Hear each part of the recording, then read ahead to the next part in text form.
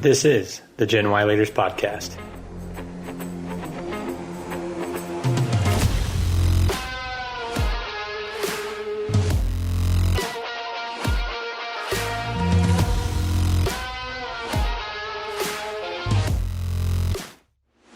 Welcome to the Gen Y Leaders Podcast, where we guide millennials to become the next generation of business leaders and entrepreneurs. I'm your host, Eric Huey, and multiple times a month, we bring you interviews from high-performing millennials who are challenging perceptions and changing expectations of our generation. Our mission is to help you overcome fear, take action, and go confidently in the direction of your dreams. It's time to start preparing now, mainly because 10,000 baby boomers are retiring every day, which will create a vacuum of career opportunities that you've been waiting for. Will you be ready?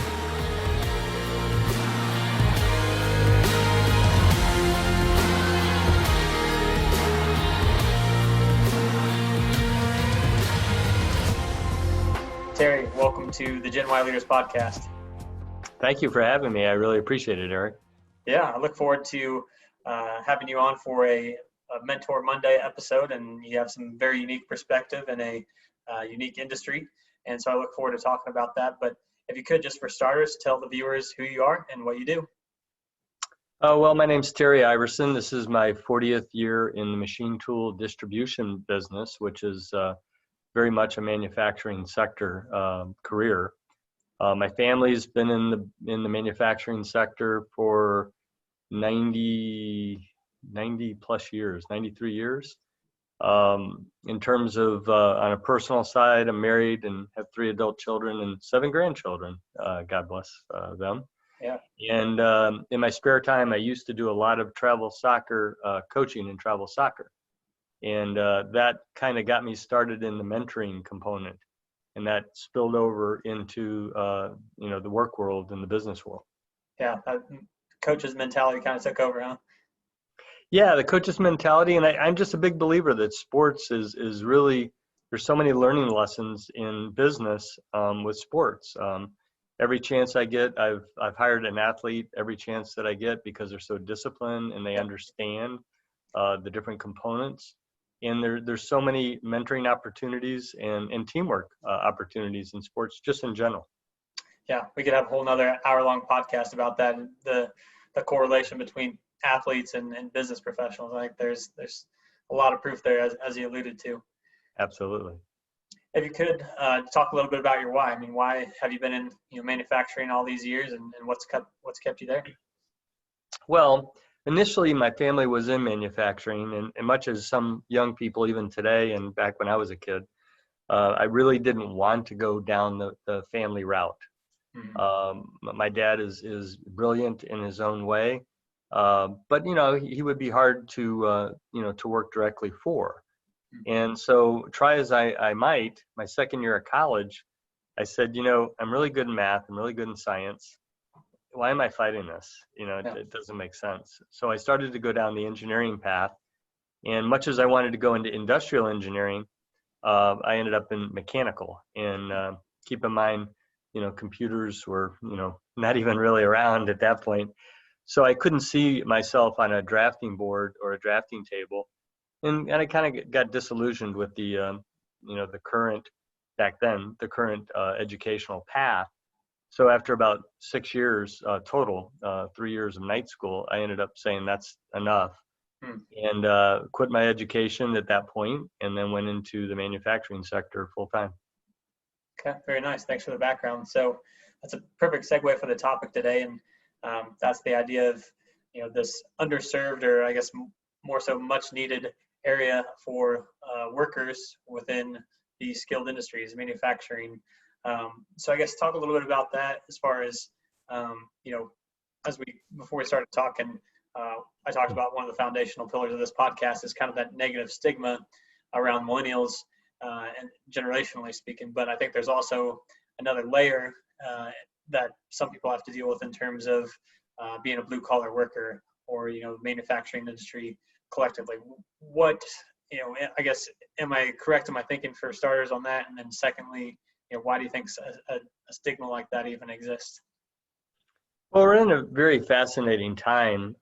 First of all, in my generation, manufacturing was in a different different venue. Mhm. And so a lot of people, still consider manufacturing a viable career. But as the years have gone on, I mean, your generation and others younger and older than yourself, there's been such a tremendous technology advancement. Mhm. And with that comes pluses and minuses. Yeah. And so the millennials, they communicate differently. They have different focus. And if you go back the different generations, there wasn't the technology gain Mhm. when I was a kid. Okay, maybe when I was born, the cars were a little older, Yeah. but when I got older, the cars were a little newer in terms of design and technology.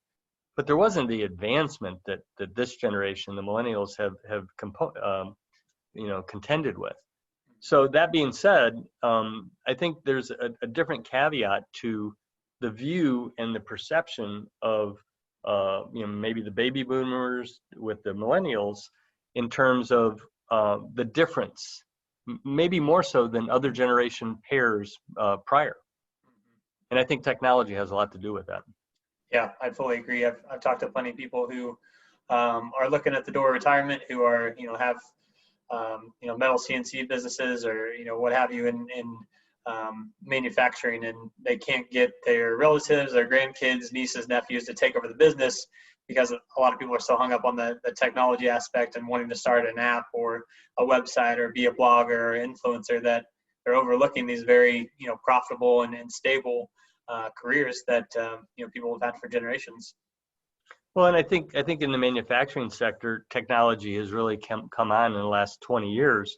Mhm. And so if a young person or a millennial looks at manufacturing in that lens, Yeah. they'll find that the technology is really changed manufacturing for the better. And Yeah. there may be something there waiting for them, and they're talking about the technology not as a way to go into manufacturing, when in actuality they should consider that it is a reason to go into manufacturing. Yeah, that's a great point. Perspective I haven't heard before. So thanks for sharing that. I think a topic that pairs well with this, maybe well is the wrong word, but the idea of student debt, or the problem with student debt, I guess I should say. How do you think that plays into people's decisions, or maybe how should it moving forward in the kind of financial crisis of student debt that we're all in? Well, I think I feel badly for the generation or any young person that has to wrestle with the tremendous student debt crisis. Yeah. And sometimes what's the big component of it, of everything, is that they can justify spending this money to go down this path, to get a career in a certain lane. Mhm. And then they can find out that that particular path or career set is flooded with applicants. Mhm. And so they're contending with and competing with, the best of the best of the best of the best. Right. And sometimes I don't think our young people are guided very well in terms of really thinking, is this what you want? Is this the career path that you want? Mhm. Does it pay adequately for what you want out of life or with a family or et cetera? And what does it cost to get that education? And what's the return on that? When I finished, or before I finished my book, I did a financial component called return on education instead of return on investment. Yeah. And what I did was I went 12 years out with a young person that did a 2-year, maybe technical degree or vocational degree. And I made some very conservative assumptions. And then I took a 5-year degree, because most people are not graduating in 4 years. Yeah. And an accumulation of somewhere between $200,000 and $250,000 of debt. And what I found out 12 years out, when you take everything into account, with no interest on the loans, which is not the case, Sure. and with paying back 20% of each person's wage, and even the technical degree person making a little bit less, the technical 2-year degree person was 90,000 cash positive 12 years out. And the other 4-year or 5-year degree person was 120,000 cash negative. Wow. So it's like no wonder we have this element, and young people are not able to start a family, buy a car, buy a house, Yeah. and that's unfortunate, and it's wrong. I think everyone deserves to have that independence. Right. I think it has a larger ripple effect through the economy too. But it sounds like, to your point about being 12 years out, so there's that, but and correct me if I'm wrong, but I would assume that the labor skilled worker is also probably younger at that 12 years out as well, because they can go through a trade school in 2 years, 3 years. Am I correct in that? Versus 2 years versus 5. So, I mean, they're going to be 3 years younger at that point too, and be more financially stable. Yeah. And so what you have this culture of young people that have gone, millennials and others that have gone through this educational path and gotten into the workforce so much quicker. They were in higher demand because they're going into a trade or into a skill set where there's plenty of demand and not enough supply. Basic economics tells you about what happens when that happens. Obviously, the pay goes up and the salaries go up. Sure. So consequently, these are all facets, but these are the people whose buddies are buying a car early on, buying a house early on, getting married, starting a family early on. Yeah. Meanwhile, others, unfortunately, are contending with a very expensive degree, and or not. Maybe they even didn't get a degree, and then they end up in a sector that's totally saturated with applicants. And if you're in the top 2%, great, but what about the other 98%? Right. Yeah. So that's a great point too. So I mean, in all your experience and conversations with other people at at your level and similar experience, are there strategies that we can put in place societally or culturally speaking to help kind of even out these numbers? Well, I think I've been a big fan and a big proponent of young people understanding and investigating career sets, and in my case, I'll say manufacturing, early on. And so many people don't even know that they even exist. So if we can just, kind of like preach the word or spread the word so that young people look into them, or take internships or externships, or just get on YouTube and as a 10-year-old and learn what manufacturing is. Right. I think what we'll find is, if in a given classroom, when I go to speak to young people, out of just generically 20 young people, 1 or 2 know what manufacturing is. Yeah. So those 1 or 2 will make a conscious decision whether it's for them. We have 18 others. And then after I'm done speaking and they do some research on their own, there may be 7 or 8 more that decide whether it's for them or not. Yeah. And so my point is, look, if it's not for you, that's fine. But what's not okay is not to even know it exists. Yeah, exactly. Because you can't even make a conscious decision. You're going down the path of least resistance just because you don't know. Yeah, I couldn't agree more. I mean, I've been in marketing and communications my whole life, my whole career, and I still out of college and still to this day, I'm stumbling upon careers within my sector alone that I didn't know existed. And I'm 8 to 10 years into my career now, so I can't imagine from a full spectrum of industries and career opportunities that are really out there that most young people going through college don't know about. So yeah, I agree. I would love to see colleges incorporate a lot more internships and job shadowing visits and things like that to just build awareness of everything that's out there, because I think that would probably cause people to change and their study paths and all that. But I think, to your point, long-term benefits of that is that they'll probably be more happy in what they're doing, knowing that they've found out some things they don't like and been able to shed those or take those off their plate and really focus on what makes them happy, or what has their interest. Well, I think there's a lot of things that young people need to look within and understand what they enjoy and what really ignites them and makes them passionate about something. And like I said, if manufacturing is not it, that's fine. Right. But people, learn differently. They work, some people work with their hands. Obviously I talk with my hands a lot, but I like working with my hands and my mind. And so just the learning process is vastly different. I was a bright young student, a young man, and I had AP Physics, AP Calculus, but I learned so differently. I had a very short attention span. And so, sitting and reading a book for, who knows how long, or sitting in a class, looking at a board, that wasn't the right way for me. So with Project Lead the Way and different types of learning, people are actually making things and understanding how the math's applied to it, and understand how the marketing's applied to it, Yeah. and understand all the different facets. What if you could explain Project Lead the Way, maybe for those who aren't familiar with it? Well, Project Lead the Way, I interviewed Vince Bertrand, who's he wrote a book called Dream Differently. Mm. And Project Lead the Way is project-based learning. And I wish it existed when I was a young person in school.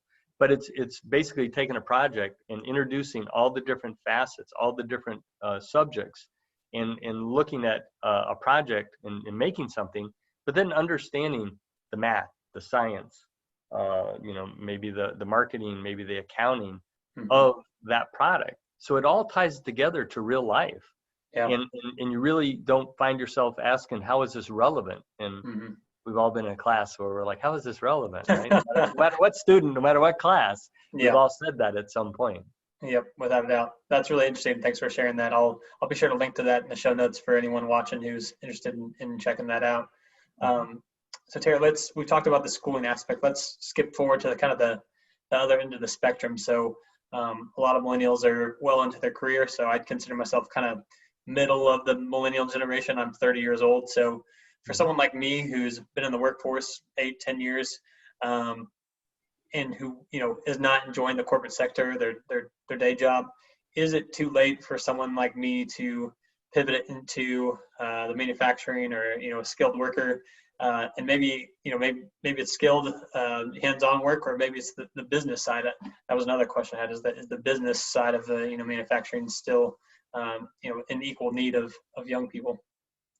Oh, that's an understatement, that last part. We need, manufacturing as a whole needs young people desperately.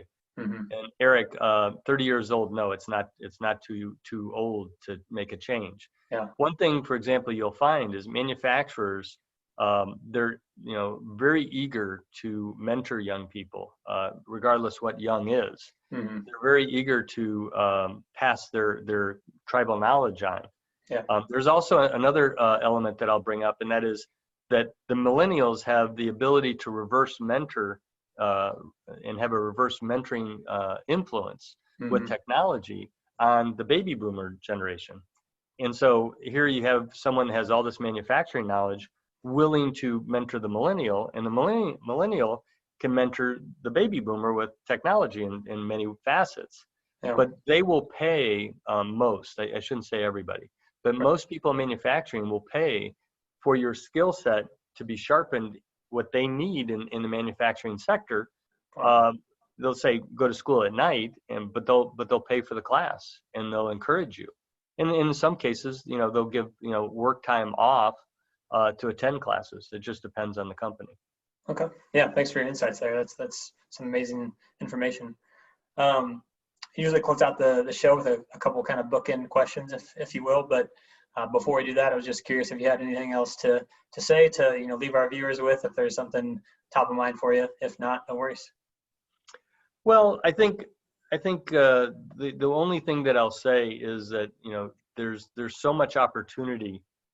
We haven't even touched on the entrepreneurial element of manufacturing. Yeah. So let's say someone like yourself. I mean, you're pretty entrepreneurial of your own. You have your own podcast, right? Yeah. So there's a whole element where people start their own machine shops.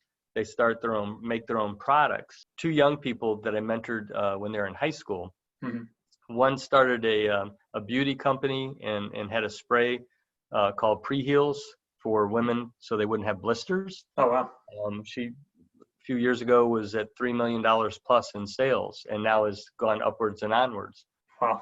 Another young man that was reverse mentoring me when we were writing our website together in 1996, as a young man he ended up making something that goes on to when you fly on an airplane called Air Hook. So you can put your drink and your device and your coat when the seat's in the upright position. Oh, wow. So neither one of these young people had any thought of manufacturing whatsoever in the entire time that I knew them. Yeah. And so now they're entrepreneurs, and directly or indirectly, they're in manufacturing. Yeah. But last but not least, there's 3 things that I write about. I tell every young person, and I'll say it to you. If you arrive early, And if you stay late and if you tell the truth, no matter what you do, manufacturing or whatever, you will succeed and you will be sought after and you will be a hot ticket. As simple as that is, it's true. Yeah, words, sound words of advice. I appreciate that. And I love your point about the idea of, entrepreneurship and in that sector as well. One thing I've come across a lot in my research for this podcast, generationally speaking, is the idea of young people buying businesses as well, in the entrepreneur vein or track, I guess. Would you say that opportunity exists as well, as far as, baby boomers who may have a small manufacturing shop or anything like that, who is wanting to exit their business and sell it off? Does that opportunity exist as well? It does. I mean, the baby boomers are retiring in droves, Mm-hmm. and not all of them have children. Not all of them have children that are interested in the business. Yep. And so what I find just in manufacturing in general is, yes, there's absolutely opportunity there. But the other thing that I'll say, Eric, is that the millennials are thrust into a position where there's a gap of people in their 30s and 40s that are not in manufacturing. Mm-hmm. So you get young people in their 20s and 30s, and then all of a sudden they're fast forward literally thrown into a management role like that. Yep. And so on the downside, on the plus side, advancement, for career advancement, salary and monetary gain and fringes and etc. But they're not yet really, they don't have the life experiences or the business experiences to understand the decision making and all the things that comes with a management position. Mm-hmm. So that's where they need someone to mentor them. And there's peer groups that are excellent, so people can draw upon each other. But there's unbelievable opportunity, and with that middle gap, I'm not talking about the skills gap, I'm talking about the age, Right. where we just didn't have this age bracket in our industry. Mm-hmm. Once you get into it and you prove yourself doing some of the things we've just talked about, not only can you get in soon or early and have a good opportunity position, you can advance much more quickly than other industries. Awesome. Now, thanks for sharing your insights. So to close us out, one key question I ask is, what people, books, or resources have made an impact on your life or your business?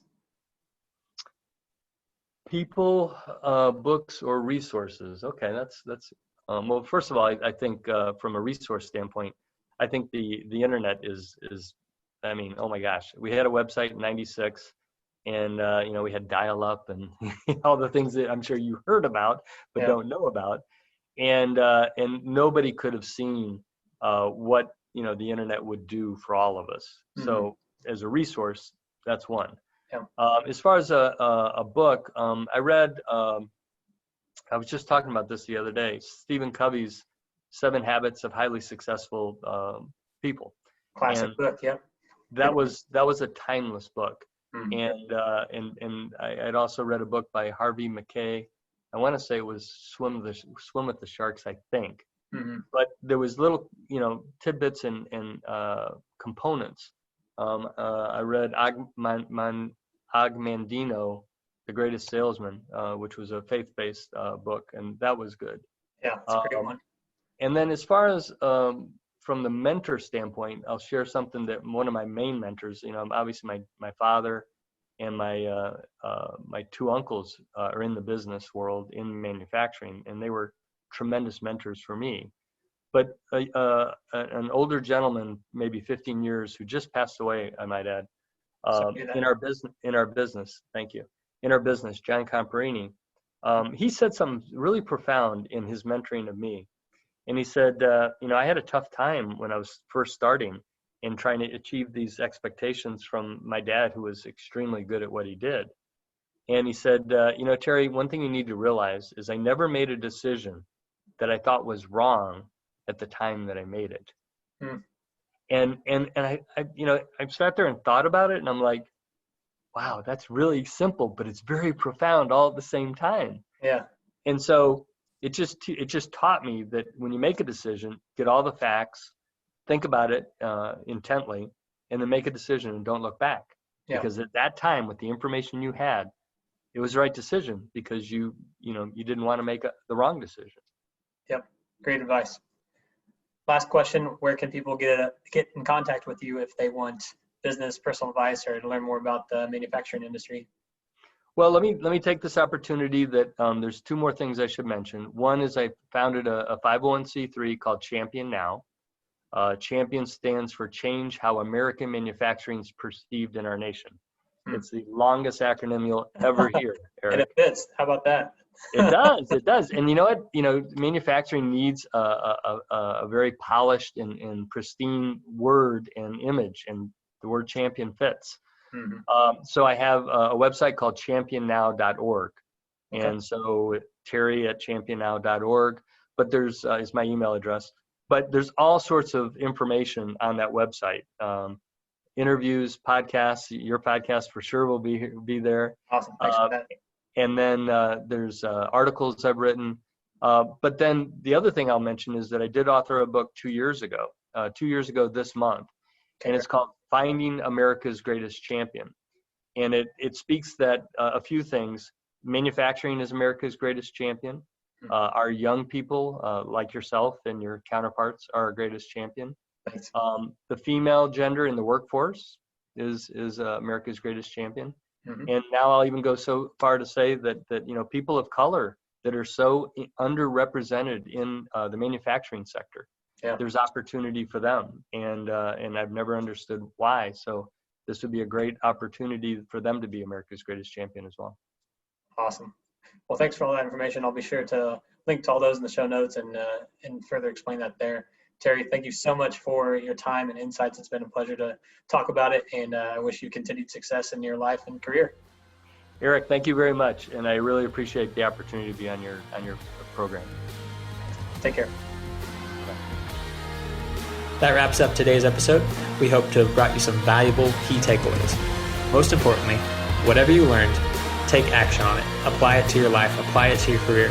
Motivation and inspiration only come as a result of taking that first step. So if you're enjoying the podcast, don't forget to like and subscribe on whichever platform you found the show. You can also follow us on all the major social media platforms or contact us directly at genwhyleaders@gmail.com.